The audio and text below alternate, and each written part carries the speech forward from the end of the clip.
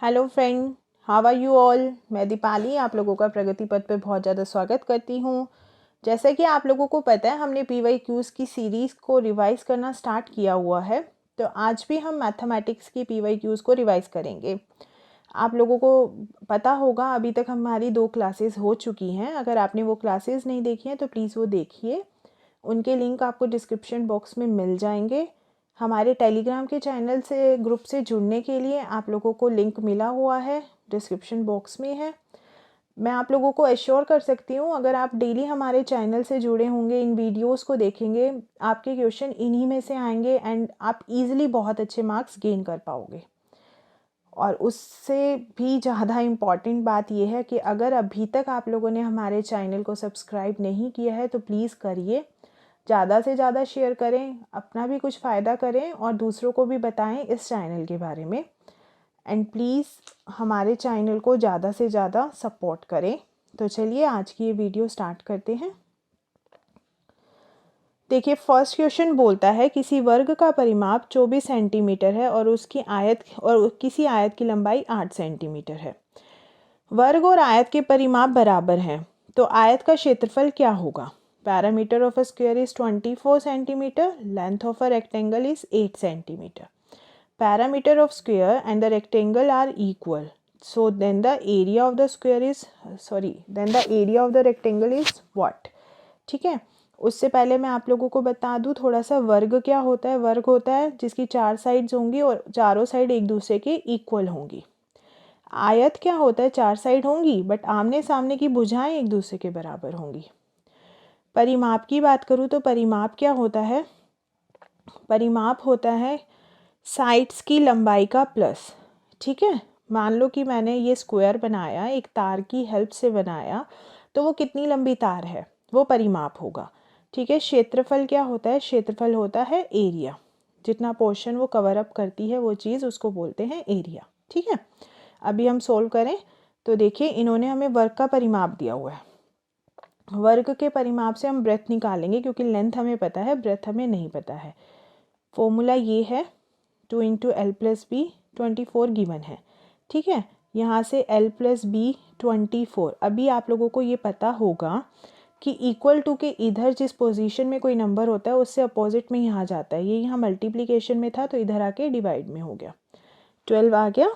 अभी लेंथ हम लोगों को पता है 8 है, ब्रेथ तो हमें नहीं पता ना, तो हम ब्रेथ निकालेंगे 12। ये 8 यहाँ पॉजिटिव है तो इधर जाके नेगेटिव में हो गया। कितना आया ब्रेथ, ब्रेथ आया 4। अब आप लोगों को आयत के क्षेत्रफल का फॉर्मूला अगर पता हो तो वो होता है length into breadth, 4 × 8 that is 32। Okay, तो 32 option number 3 is right. Next question पे चलूँ। अभी नेक्स्ट क्वेश्चन क्या है, नेक्स्ट क्वेश्चन है संख्या 1 2 3 4 5 में 3 का स्थानीय मान और अंकित मान बताओ, place value and the face value. ठीक है, अभी थोड़ा इनके बारे में बात करते हैं। प्लेस वैल्यू क्या होती है, जिस नंबर पर, जिस पोजीशन पर वो पर्टिकुलर नंबर है, लाइक ये आप लोगों को बोला हुआ है ना 3 के बारे में, तो 1s 10s 100 1000 एंड 10,000 है ना। तो इसका प्लेस वैल्यू क्या होगा, ये 100 के प्लेस पे है तो इसका प्लेस वैल्यू होगा 300। ठीक है, अभी फेस वैल्यू, फेस वैल्यू को वास्तविक मान भी बोलते हैं। ठीक है, फेस वैल्यू जो वो नंबर होता है एज इट इज़ वो। इन्होंने अंतर पूछा है, माइनस कर दूं तो 300 में से 3 गए 297। ठीक है, ये क्वेश्चन जो है ना, ये CTET का फेवरेट टाइप ऑफ क्वेश्चन है। यहाँ अंतर पूछा है, कभी आपसे सम पूछ लेंगे, उसमें आपको ऐड करना होगा, बट ऐसा एक क्वेश्चन डेफिनेटली आपके एग्जाम में आएगा। नेक्स्ट पे चले, क्लियर हुआ आप लोगों को ये। देखिए, इन्होंने हमसे पूछा इनमें से कौन सी स्टेटमेंट रॉन्ग है, ठीक है, या ठीक नहीं है। 56.7 kg = 5670 ग्राम, 1 घन के 6 फलक होते हैं। 1 मिलीलीटर बराबर होता है 0.1 सेंटीमीटर के। 0.10 0.1 इक्वल होते हैं। ठीक है, एक क्यूब के 6 फेसेस होते हैं। 1 मिलीलीटर = 0.1 सेंटीमीटर होता है और 0.10 इज सेम है 0.1। तो देखिए रॉन्ग कौन सा है, अभी हम एलिमिनेशन मेथड यूज़ करें, ये राइट है, ये राइट है, जैसे कि घन बोल सकते हैं, हम लूडो खेलते हैं तो उसमें डाइस होती है, सेम होता है, 6 फेसेस होते हैं ना, तो दिस वन इज़ रॉन्ग। तो हमारा जो ऑप्शन नंबर 1 है वो हमारा आंसर होगा, बिकॉज वो रॉन्ग है। ओके, क्लियर हुआ। 34th क्वेश्चन, इन्होंने बोला नदी में एक नाव की चाल 20 किलोमीटर प्रति घंटा है, दूसरी नाव की चाल 23 किलोमीटर प्रति घंटा है। ये दोनों नाव एक ही दिशा में एक स्थान से एक समय पर चलते हैं, 3.5 घंटे बाद दोनों के बीच की दूरी क्या होगी। The speed of a boat in a river is 20 kilometre per hour and the speed of another boat is 23 per hour. ठीक है, they travel in the same direction from the same place at the same time. So what is the distance between them after the 3.5 hour? तो देखिए इसमें हमारा answer होगा 10.5 kilometre. Next पे चलते हैं। संख्या 90,707 को 9 से भाग देने पर क्या रिमाइंडर बचता है। व्हेन हम इसको डिवाइड करें 9 से तो व्हाट इज़ द रिमाइंडर। मैं आप लोगों को डिवाइड करके दिखा देती हूँ। That is 90707। इसको 9 से करना है तो 9 1 ज़ा 9। ठीक है, अभी क्या हुआ, ये तो 0 हो गया। देन मैंने ये 0 लिया, मुझे एक डिजिट और उतारनी होगी 0। ठीक है, अभी मैंने क्या किया, अभी मुझे पता है कि 7 तो छोटा है 9 से, तो मुझे 1 डिजिट और लेनी पड़ेगी, ये 0। तो एक 0 और जाएगी, 70 बन गया। तो 9 की टेबल में 70 से छोटा, तो 9 7 ज़ा 63। कितना बचा, माइनस किया 7 बचा। अब ये 7 बच गया, इसको ले लो। 9 8 ज़ा 72। कितना बचा आप लोगों के पास रिमाइंडर बचा 5। तो option number 2 is the correct one. Okay, देखिए ये क्वेश्चन, इस तरह के क्वेश्चंस भी आते हैं आप लोगों के। इन्होंने बोला एक ताज़ा मछली को सुखाने पर उसका भार 1/3 रह जाता है। सुनीता 1500 किलो ताज़ा मछली ₹25 किलो के भाव से खरीद कर उनको सुखाकर ₹80 प्रति किलो के भाव पर बेच देती है। इस प्रकार उसकी इनकम बतानी है। When a fresh fish is dried, it becomes 1/3 of its weight. Sunita buy 15 kg fresh fish for 25 per kg और उनको बेचती है सुखाकर 80 पर kg। So how much she earn. Question clear हुआ। तो देखिए पहले हम टोटल कॉस्ट की बात करेंगे जो फ्रेश मछलियों की है। 1500 और कितना खरीदती है, 25 kg खरीदती है। मल्टीप्लाई करा तो 37,500 आ गया। ठीक है, अभी सेलिंग प्राइस देखेंगे किसका, सूखी हुई मछलियों का। 1/3 रह जाती है अपने वेट की, तो 1500 तो उनका 1500 किलो थी, उसका 1/3 रह गई ना। और कितने रुपए में बेचती है, 80 रुपये के हिसाब से बेचती है। तो ये हो गया 500, इसको इससे गुना करा, ये कितना आया 40,000। ठीक है, अभी वो कितना कमाती है, तो इतने में ख़रीद के लाई, इतने में बेचा, कितना उसको इनकम हुआ, उसको इनकम होता है, माइनस करोगे तो 2500। तो option number 1 is the right one. Question clear हुआ। कोई भी क्वेरी हो आप मुझसे कमेंट बॉक्स में पूछ सकते हो। ठीक है, नेक्स्ट पे चलते हैं। आप लोगों को ये पैटर्न फॉलो करना है, ये पैटर्न देखना है। 9 में से 1 गया प्लस 8 किया 1 आया। 98 में से 2 गया प्लस 8 किया 12 आया। 987 में से 3 गया प्लस 8 किया 1 2 3 आया। 9876 में से 4 गया तो 1 3 4 आया। ठीक है, तो इन्होंने बोला अकॉर्डिंग टू दिस पैटर्न अगर हम 987654 में से 6 करते हैं तो क्या आएगा। देखो देखने से ही ये पता लग जाएगा।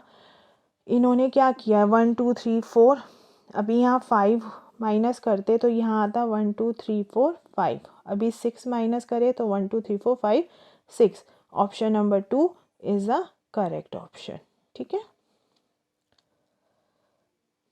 इन्होंने बोला कि एक बोतल में 750 मिलीलीटर जूस भरा जाता है।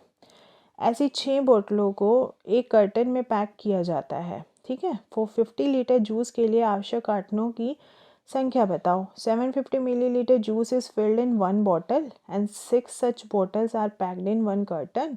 The number of cartons needed for 450 litre of juice is what. देखिए मैं आप लोगों को यहाँ पे एक चीज़ दिखाना चाहती हूँ और वो ये है कि आप लोग इस क्वेश्चन में देख पा रहे होंगे ये मिलीलीटर में है और ये लीटर में है। कभी भी ऐसे क्वेश्चंस नहीं, मीन्स कोई भी ऐसा क्वेश्चन जिसमें यूनिट सेम ना हो तो सबसे पहले तो यूनिट सेम करने की सोच लेना, ठीक है। अभी देखो 750 मिलीलीटर 6 बॉटल्स में भरा जाता है, तो मतलब 4500 मिलीलीटर भरा जाता है, ठीक है ना। अभी हम क्या करेंगे, इसको हम चेंज कर लेंगे लीटर में, ठीक है। अभी मैंने इसको लीटर में चेंज किया तो ये कितना आया 450, सॉरी इसको लीटर में चेंज किया, हाँ ये 450 एंड देन डिवाइडेड बाय 4.5, तो हमारा आंसर जो आएगा 100 कर्टन्स आएगा। ओके, नेक्स्ट क्वेश्चन पे चलते हैं। इन्होंने बोला किसी आयताकार बक्से की आंतरिक लंबाई, चौड़ाई और ऊंचाई 4 सेंटीमीटर, 3 सेंटीमीटर, 2 सेंटीमीटर है। 8664 सेंटीमीटर घनों को पैक करने के लिए कितने बक्सों की आवश्यकता है। Internal length, breadth and depth of rectangular box is 432 centimetre. How much such boxes are needed, इतना सेंटीमीटर क्यूब्स को को पैक करने के लिए। क्वेश्चन क्लियर हुआ।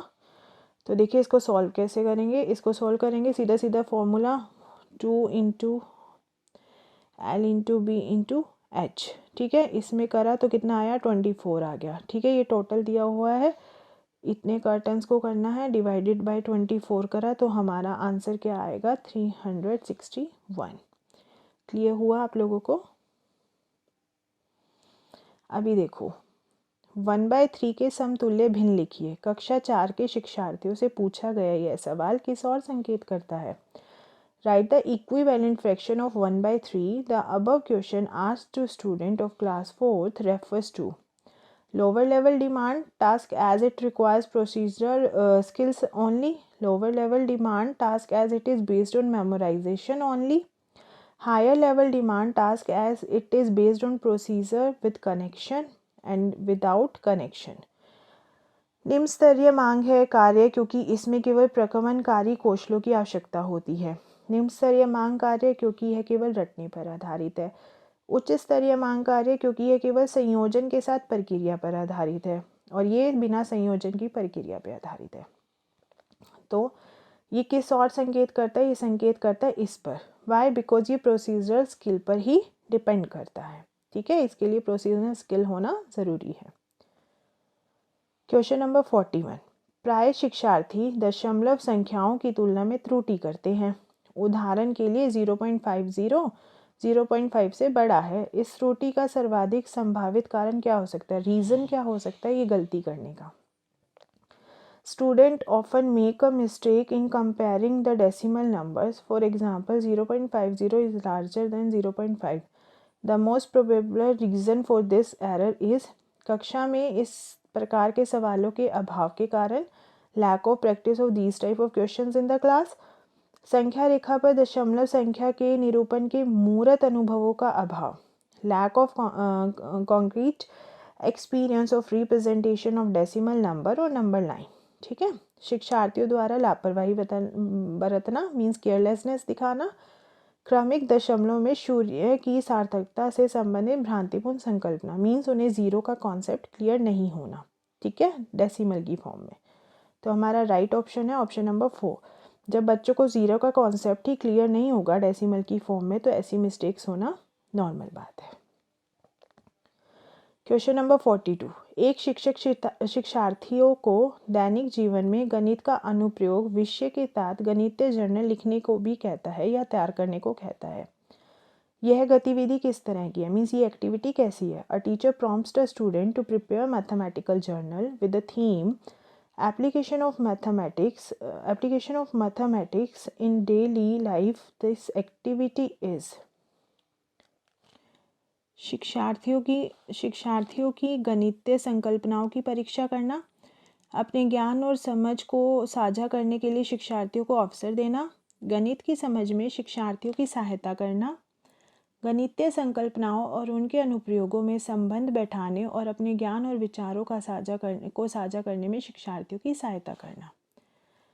To test the student understanding of mathematical concept, to provide opportunity to students share their ideas and knowledge, to help student to sense of mathematics, to help student to connect mathematical concept and its application and to share their knowledge ideas. Question समझने की कोशिश करें.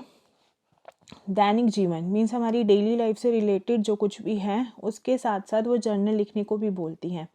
अभी हम बच्चों को कोई भी क्रिएटिव वर्क दे देते हैं तो आप लोगों को पता है ना कितने कितने आइडियाज़ वो हमारे सामने ला के रख देंगे, है ना. तो बेस्ट वन ऑप्शन क्या होगा कि हमें अपने ज्ञान और समझ को साझा करने, आपस में एक दूसरे से अपनी नॉलेजेस बांटेंगे ना. मुझे ये आइडिया आया और उनको ये अपॉर्चुनिटी की तरह भी लगेगा. तो option number second is the right one. 43 पे चलते हैं. वेन हीले के ज्यामितीय विचार के स्तर के अनुसार 5 स्तर हैं. ठीक है. चाक्षुषीकरण, विश्लेषण, अनौपचारिक निगमन, औपचारिक निगमन और दृढ़ता. कक्षा 3 के एक बच्चे को छांटने के लिए कुछ बहुभुज दिए गए. According to the Van Hale level of geometry thought, the 5 levels are visualization, analysis, informal deduction, formal deduction, rigor. Some polygons are given to the child of a class 3rd for sorting. ठीक है. बहुभुजाओं की संख्या के आधार पर बहुभुजाओं को वर्गीकृत करता है. यह बच्चा वेन हेले के ज्यामितीय विचार के अकॉर्डिंग कौन से स्टेट पर है. ठीक है. तो वो बच्चा है विजुअलाइजेशन पर. क्यों? क्योंकि उसने उसकी भुजाओं की संख्याओं के बेस पे उनको क्या किया, कैटेगराइज्ड किया. ठीक है. Question number 44. इन्होंने बोला एक बच्चा संख्याओं, संक्रियाओं और संकेतों, घड़ी के 2 कांटों, विभिन्न सिक्कों आदि में अंतर करने में कठिनाई दिखाता है. इसका निहितार्थ है कि जो विशिष्ट बाधाएं उसके सीखने को प्रभावित कर रही हैं वे हैं. A child displays difficulty in differentiating between numbers, operation and symbols, 2 clock hands, different coins etcetera. This implies that the specific barrier affecting his learning is कमजोर शाब्दिक, चाक्षुष, श्रव्य और स्मृति, poor verbal, visual, auditory and working memory. कमजोर चाक्षुष प्रकमन योग्यता जैसे चाक्षुष विभेदीकरण, स्थानिक संगठन, चाक्षुष समन्वय. Poor visual processing ability that is visual discrimination, spatial organisation and visual coordination. कमजोर भाषा प्रकमन योग्यता जैसे अभिव्यक्ति, शब्द भंडारण या श्रव्य प्रकमन. Poor language processing ability that is experience, vocabulary, auditory processing. कमजोर गतिक कौशल, पढ़ना लिखना कौशल. Poor motor skill, reading and writing. तो बताइए कौन सी प्रॉब्लम है उस बच्चे को.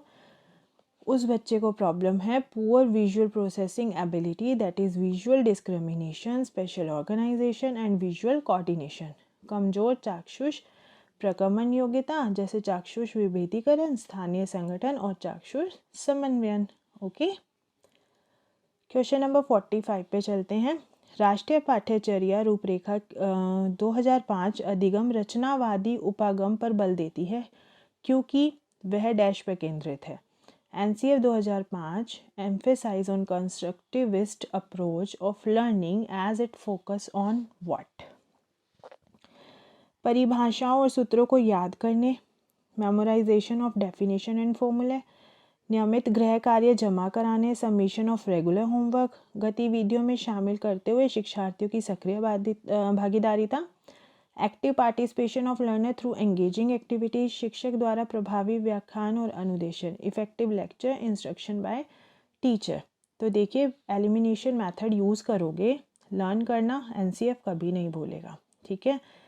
टीचर लेक्चर दे के चली गई, क्या फ़ायदा, है ना. होमवर्क सबमिट करने से बच्चा लर्न नहीं करेगा.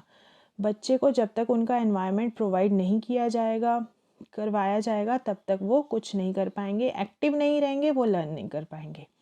क्लियर हुआ. तो जहाँ हम कंफ्यूज हो जाते हैं, थोड़ा सा कोशिश करके अगर हम एलिमिनेशन मेथड यूज़ करें तो हम अपने बेस्ट ऑप्शन पर पहुँच सकते हैं. तो ये था हमारा आज के लिए. मैं आप लोगों को बता दूं, इंस्टाग्राम से जुड़ने के लिए हमें यहाँ पर फॉलो करें और टेलीग्राम का ग्रुप ज्वाइन करने के लिए आप हमारे डिस्क्रिप्शन बॉक्स में लिंक भी देख सकते हैं. Thank you so much. Thank you for watching. अगर पसंद आए तो वीडियो लाइक शेयर करना ना भूलें. Thank you so much.